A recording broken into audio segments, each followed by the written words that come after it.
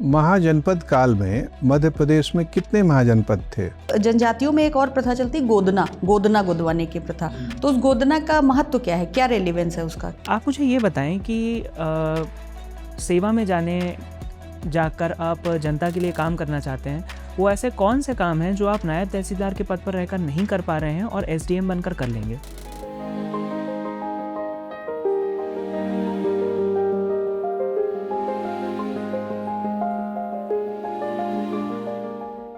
May I come in, sir? Come in.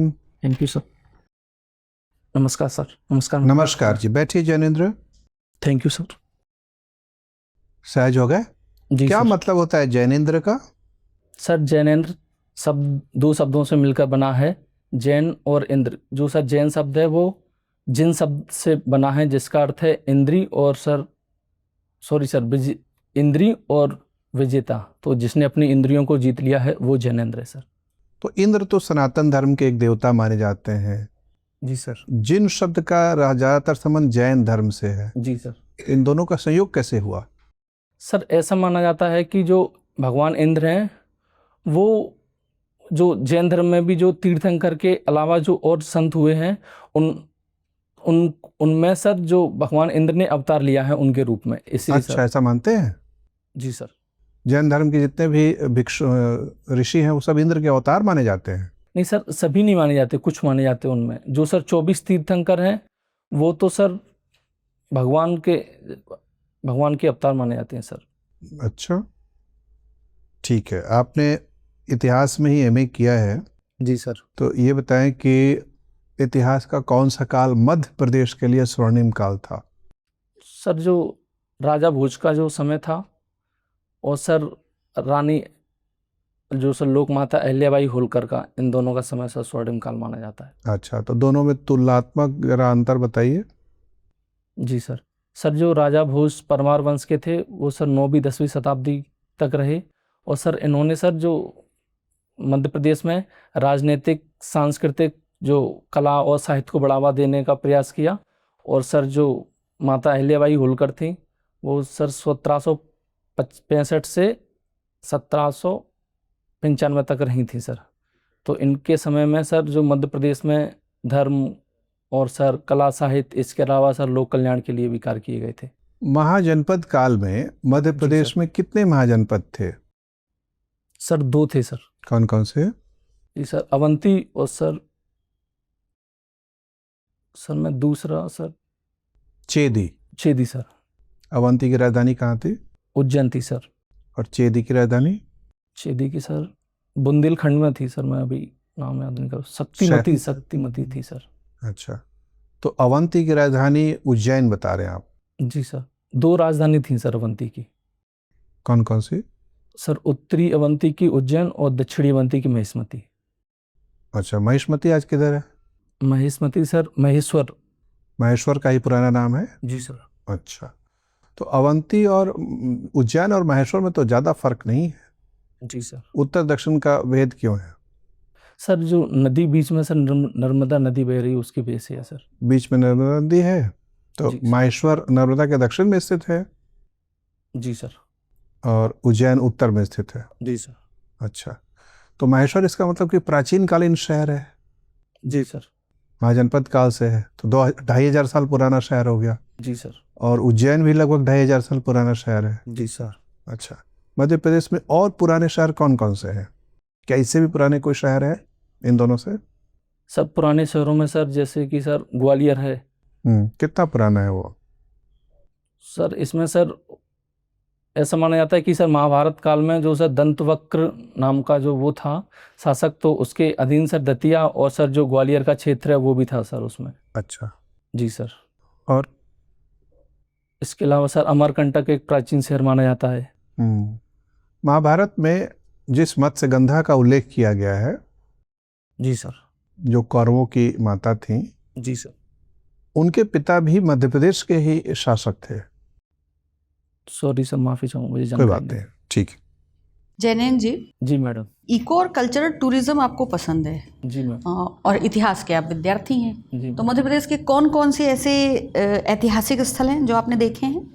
Ji madam, मैं उज्जैन में महाकालेश्वर मंदिर और अमरकंटक में गया हूँ। इसके अलावा मैंने ओंकारेश्वर में गया हूँ। और मैडम मेरे भिंड ज़िले में भी हैं, जैसे कि अटेर का किला है, भिंड का किला है, और पृथ्वीराज चौहान द्वारा यूनेस्को बनवाया वर्ल्ड गया। हेरिटेज साइट्स में जो जगहें आती हैं मध्य प्रदेश की, जी उनमें से मैम। आपने किसी को नहीं देखा? मैडम देखा है मैडम, कौन कौन? सांची की गुफाओं को, ठीक वो है। स्तूप को भीमबेटका? नहीं देखा मैम। नहीं देखा। सांची देखा है जी आपने। मैम। सातवाहन शासकों का क्या रोल था सांची के निर्माण में, या किसी भी तरीके से सातवाहन शासकों का कोई योगदान है?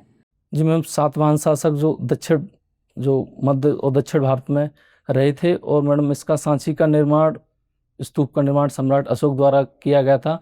इसके अलावा मैडम जब ये विखंडित हो गया था, तब मैडम सातवाहन शासकों द्वारा इसका पुनर्निर्माण किया। अच्छा, तोरण द्वार क्या है, किसको मैम। कहा जाता है? जी मैम, जो उसका स्तूप के जो एंट्री गेट हैं उनको तोरण द्वार कहा जाता है। हाँ, ठीक है। और उसमें जब आप स्तूप के अंदर एंट्री करते हैं तो जी एक विशाल प्रतिमा रखी हुई है बुद्ध की, जी मैम। जिसका जो सिर है वो नहीं है, सिर विहीन है। आपने देखा?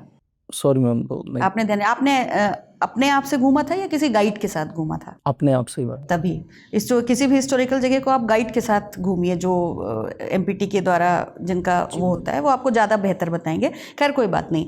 आप मुझे ये बताइए कि जो मध्य प्रदेश में और जगह जैसे भीमबेटका की भी अपनी महत्ता है ना? वो किस लिए, उसका महत्व क्यों है? जी मैम, जो भीमबेटका की गुफाएं जो मैडम पूरा पाषाण काल की और मध्य पाषाण काल की हैं, जिसमें जो आदिमानव द्वारा बनाए गए गुफा चित्र और उसमें वो रहते थे, और जो उनके समय की जो उनकी शिकार करने की शैली और उनके जो खनिज रंग वगैरह, वो सब के बारे में आपने दर्शाया पढ़ा गया। तो होगा ना भीमबेटका के बारे में? जी मैम। पूछूं?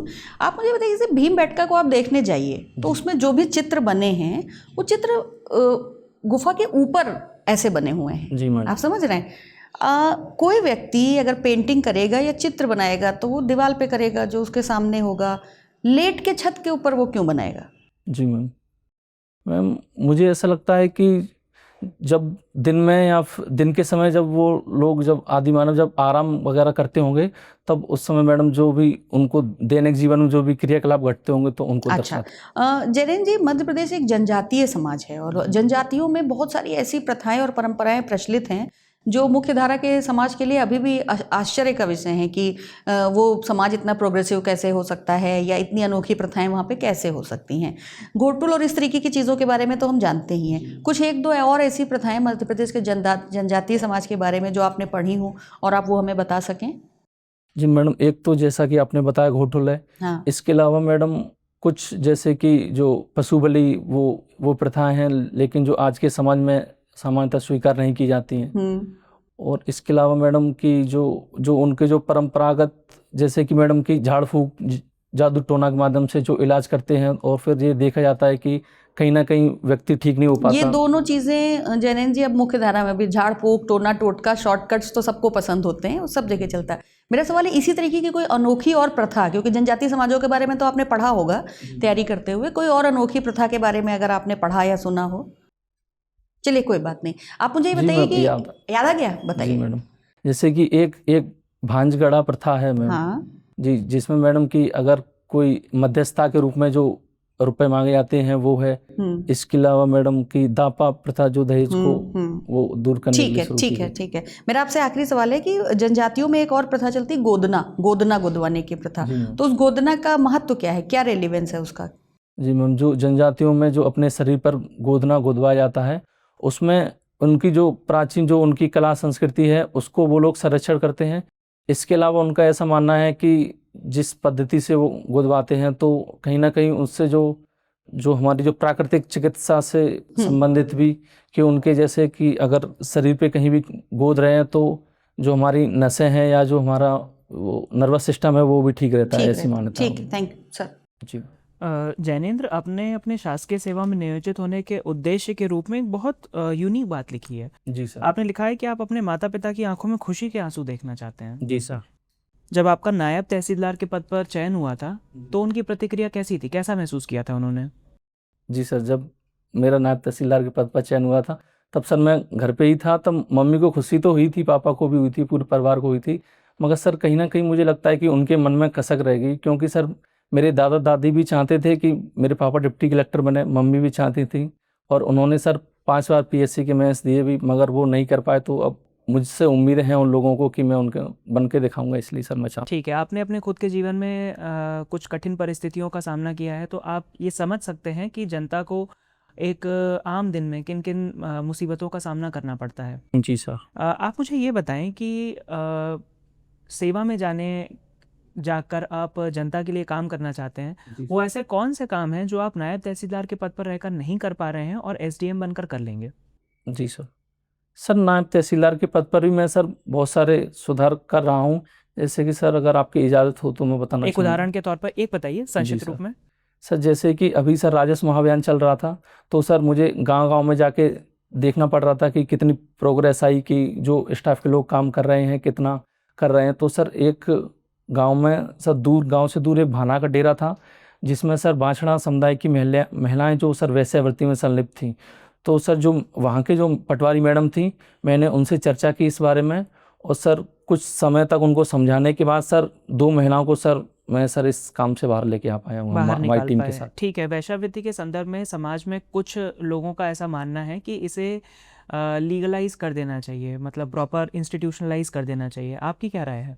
सर मुझे लगता है कि सर अगर इसको लीगलाइज कर दिया जाएगा तो सर समाज में वेश्यावृत्ति सर बढ़ जाएगी, और सर इसके अलावा सर जो महिलाओं पर इसका प्रभाव शारीरिक, मानसिक और सर स्वास्थ्य संबंधी इन पर प्रभाव ज़्यादा पड़ेगा, और कहीं ना कहीं सर इससे समाज का नैतिक पतन भी होगा। तो आपको नहीं लगता ऐसा होने पर अगर इंस्टीट्यूशनल मैकेनिज्म होगा तो ग्रीवेंस रिड्रेसल भी होगा? आज जो चीज़ें चोरी चुपके हो रही हैं जिसके कारण उनके साथ अगर कुछ बुरा होता है तो वो कंप्लेन नहीं कर सकती इस चीज़ को लेकर। जी सर। अगर एक व्यवस्था होगी तो शायद वो अपनी कंप्लेंट्स भी कर पाएंगी प्रॉपर तरीके से।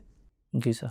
सर अभी 2022 में सुप्रीम कोर्ट ने इसको सर एक पेशे के रूप में मान्यता दी है, मगर सर उसको लीगल नहीं किया है, और कोर्ट ने कहा है कि ये सरकार का विषय है, अगर सरकार इसको चाहे तो कर सकती है। मगर सर मेरा मानना है कि ये सर प्रथा को लीगल करने से अपेक्षा है कि सर इसको सर धीमे धीमे प्रयास करके इसको सर दूर किया जाना चाहिए। चलिए ठीक है, thank you sir. Jainendra, ji sir. देश में अभी तक कितने प्रधानमंत्री हो चुके हैं? Sir 14 sir. पहले 4 प्रधानमंत्रियों का नाम बताइए। सर पंडित जवाहरलाल नेहरू, और सर फिर उसके बाद सर कार्यवाहक में गुलजारी लाल नंदा जी रहे, फिर सर मोरारजी देसाई जी, इंदिरा गांधी रही फिर सर उनके बाद, और फिर सर मोरारजी देसाई रही। तो श्री लाल बहादुर शास्त्री का नाम भूल गए आप। सॉरी सर, माफी चाहूँगा। कब जन्म हुआ था उनका? सर जानकारी नहीं। जन्म तिथि? 2 अक्टूबर है सर। ठीक है। कितने समय के लिए वो लंबे समय के लिए प्रधानमंत्री थे? सर वो 1965 से 67 तक रहे सर, 2 साल तक लगभग। 2 साल रहे। कैसे उनकी मृत्यु हुई? सर उनकी मृत्यु सर ताशकंद में कुछ असंदिग्ध परिस्थितियों में हुई, जिसकी सर अभी तक पूरी जानकारी सामने नहीं आ पाई है सर। ऐसा माना जाता है कि कुछ ऐसा जहर देने के कारण। अच्छा, ताशकंद क्या करने गए थे? ताशकंद में सर ताशकंद समझौता हुआ था सर, भारत और पाकिस्तान के मध्य सर। किस बात के लिए? जो 1965 में सर युद्ध हुआ था, उसके बाद सर ताशकंद समझौता हुआ था सर। और वो तो हुआ किस लिए था? सर जो पाकिस्तान की जो सेनाओं द्वारा सर जो हमारे कच्छ के क्षेत्र पर सर आक्रमण कर दिया गया था, उसकी वजह से हुआ था सर। अच्छा, ठीक है। ठीक है जैनेंद्र, आपका इंटरव्यू हो गया, आप जा सकते हैं। जी thank you sir. Thank you.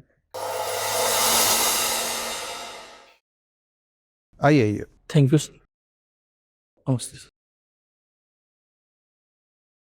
पिछली बार कितने अंक मिले इंटरव्यू में?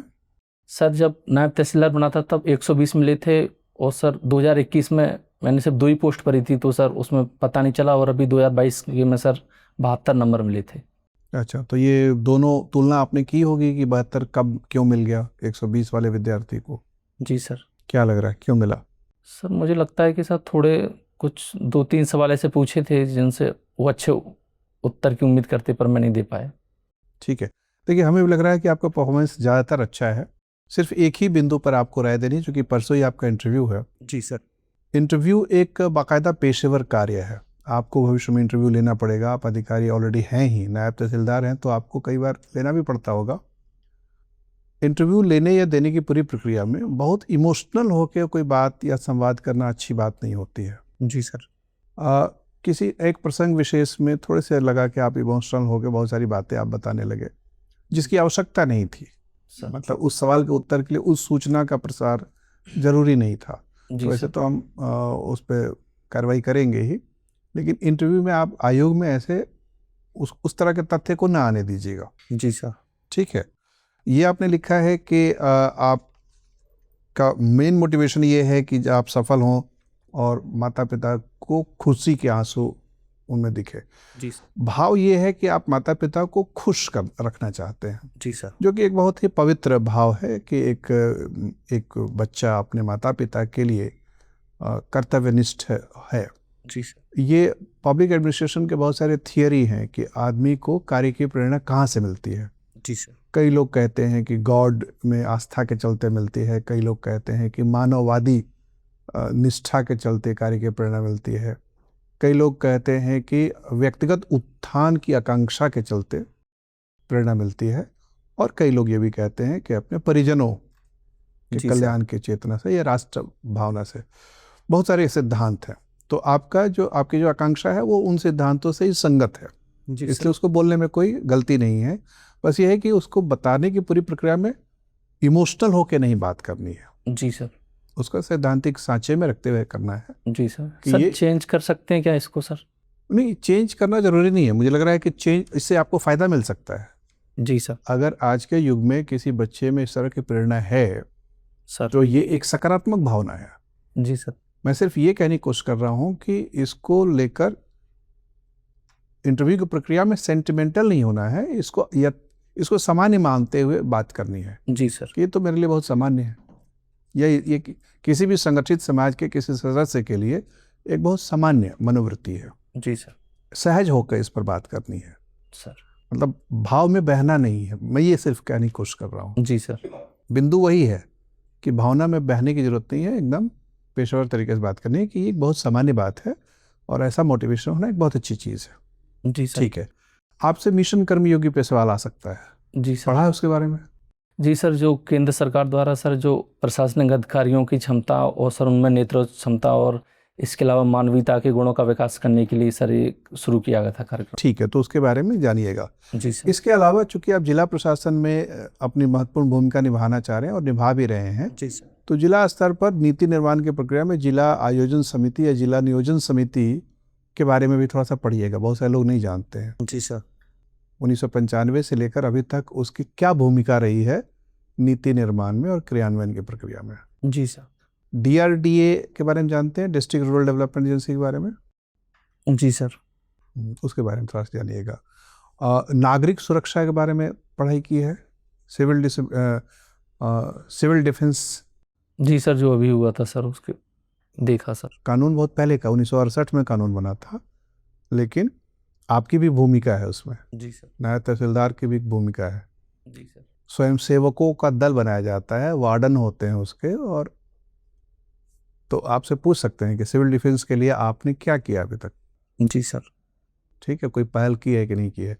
तो राज्य के सिर से लेके तहसील स्तर तक जो संस्थागत व्यवस्था है, स्वयंसेवकों का चयन कैसे किया जाता है, जी सर। उनका रियाज कैसे किया जाता है, ये सब जरूरी है। जी सर। आपदा प्रबंधन में क्या उनकी भूमिका है, ये सब। तो इन सब 2-3 बातों पर थोड़ा सा ध्यान रखिएगा। लगवाइए सर। अभी मैंने जब सर बाढ़ से पहले सर जो अपने तहसील में सर जो NGO हैं और इसके अलावा जो ऐसे सेल्फ हेल्प ग्रुप के जो सदस्य हैं, इसके अलावा जो पुलिस के भी और जो हमारे आंगनवाड़ी की महिलाएं और जो जनपद के कर्मचारी, सबकी ड्यूटी लगवाइए सर। लगाई है और ना? अलग अलग काम भी दिया है सर। हाँ, तो जो काम किया उसी पे ज़्यादा सवाल पूछेंगे, जी सर। तो उसके बारे में अपना रिवीजन करके जाइएगा। जी सर। बाकी परफॉर्मेंस आपका अच्छा है, व्यक्तित्व में आपके गरिमा भी है, शालीनता है, विनम्रता है, जो अच्छी चीज़ें हैं प्रशासक के लिए, लोकतंत्र में प्रशासक के लिए ये सब गुण होना बड़ा ज़रूरी है। Thank you sir. आप चौकन्ने दिखते हैं, सवाल आप सही तरीके से समझ रहे हैं, जवाब दे रहे हैं, सकारात्मक भाव है, ये सब चीज़ें अनुकूल है। तो आप कायदे से तो 120 से 150 वाले रेंज के विद्यार्थी हैं। 72 गया होगा इसलिए क्योंकि एक आध जगह कहीं ना कहीं गलतियां हो गई होंगी। तो मैं बस चाह रहा हूँ कि उस तरह की गलती ना करें, बस जी सर। अपने आप सामान्यता अंक वहाँ पहुँच जाएगा। जी सर। ठीक है, और कोई प्रश्न है? सर ये उतार के जाऊँ सर? हाँ, वो तो निर्देश में लिखा ही रहता जी है। सर। जेब में रख लीजिएगा। जी सर। चलिए, all the best. Thank you sir. Thank you ma'am. Thank you sir.